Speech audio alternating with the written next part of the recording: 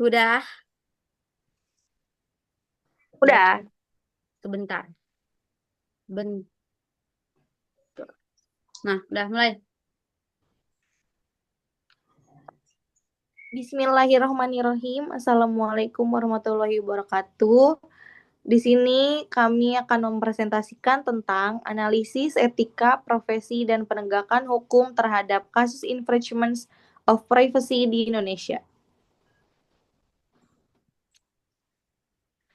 Kami dari kelompok 4 yang terdiri dari Trinita Permata Karen Poli, Graziana Lani, Zahra Nur Aziza Putra, dan Muhammad Syauki Fairuz Abadi.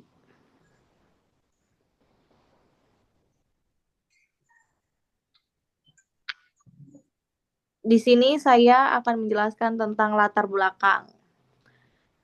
Perkembangan teknologi di Indonesia memang banyak membawa manfaat, tetapi juga menimbulkan resiko kejahatan cyber, seperti pencurian data dan juga penyebaran informasi pribadi tanpa izin. Hal ini dikarenakan sistem keamanan yang lemah, kurangnya kesadaran hukum dan etika, serta rendahnya pemahaman masyarakat tentang keamanan digital. Dampaknya pula bisa merugikan individu maupun keamanan nasional.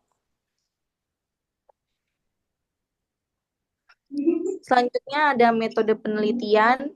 Di sini kami menggunakan metode kualitatif deskriptif, yang dimana menggunakan pendekatan studi kasus.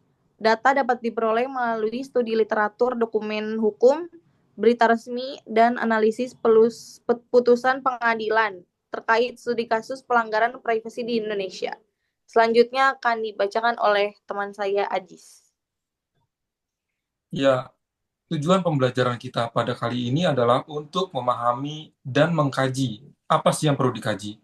Yang pertama itu adalah motif dan penyebab, dan faktor penegakan hukum, hukum apa yang diambil dari faktor tersebut, serta etika profesi teknologi informasi dalam kasus pelanggaran privasi. Selanjutnya akan dibacakan oleh Rani. Oke, baik. Untuk studi kasus kami mengangkat ada 3 kasus. Yang pertama, ada kasus dugaan kebocoran data pemilihan umum pada tahun 2024 yang mencuat setelah akun yang bernama Jumbo menjual 252 juta data yang diduga berasal dari situs KPU bersama BSSNN, BIN, dan Polri masih menyelidiki lewat audit forensik.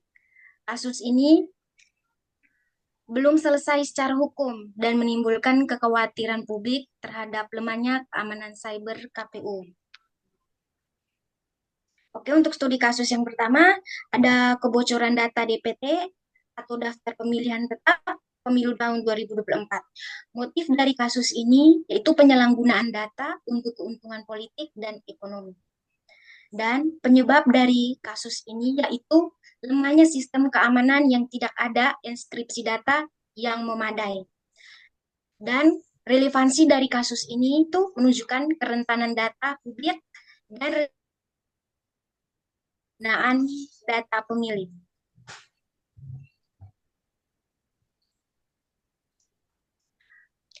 Kasus ini sudah selesai secara hukum dan diputuskan di Pengadilan Karanganyar.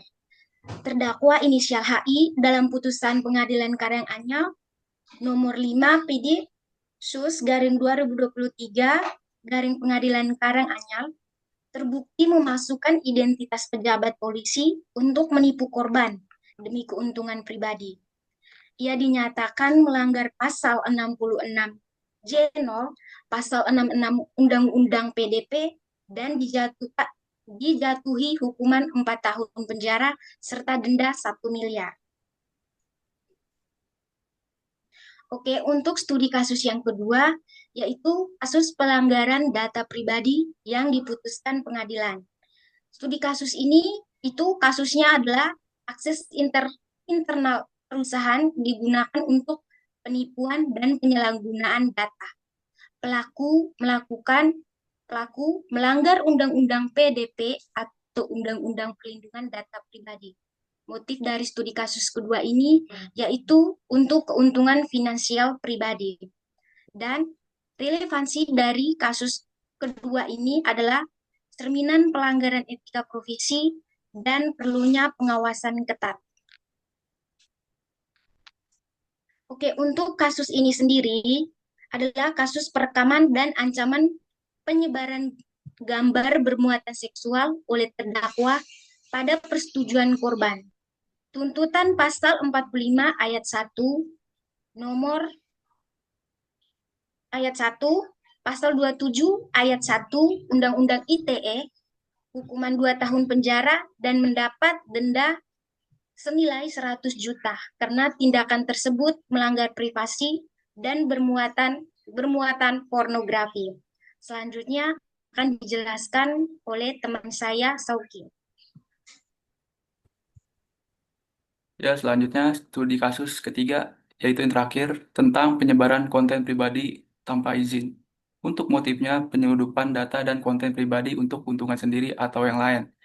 Relevansinya melanggar hak privasi dan Undang-Undang UU ITE. Hasil penelitian dari ketiga kasus ini adalah pengejaran keuntungan pribadi, yaitu ekonomi, politik, atau personal. Untuk penyebab utamanya adalah kelemahan sistem keamanan dan kurangnya kesadaran hukum serta etika profesi TI. Untuk selanjutnya akan dijelaskan oleh rekan kami, yaitu Karen.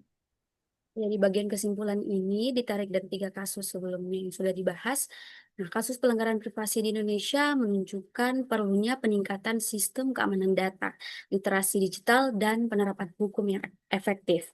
Nah, peran etika profesi TI dan penegakan hukum harus berjalan beriringan, karena keduanya berperan penting dalam mencegah penyalahgunaan data pribadi.